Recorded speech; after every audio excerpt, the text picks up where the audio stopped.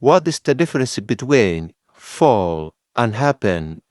Muxuu yahay farqiga u dhexeeya fall iyo happen oo ah dhacid labaduba isku hal macno oo ah dhacid ay isku noqonayaan laakiin farqiga u dhexeeya ah fall is for physical downward movement or decrease in numbers.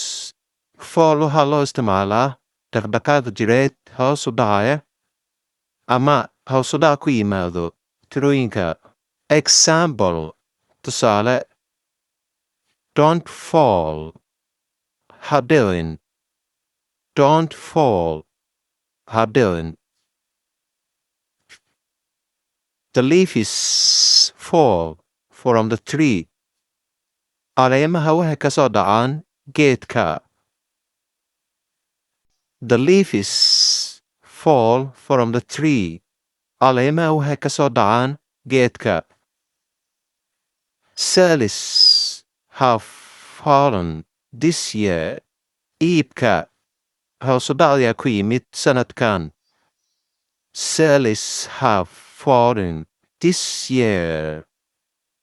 Iibka hoos u dhac ayaa ku yimid sanadkan. Sidaas ayay noqonaysaa jumlada.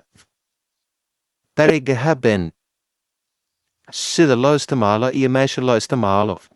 Happen is for events and situations taking place. Happen waxaa loo isticmaalaa dhacdooyin iyo xaalado ka dhacayo meel. Example, tusaale, what happened? Maxaa dhacay? What happened? Maxaa dhacay? Something happened at the school today. Maanta wax baa ka dhacay iskuulka.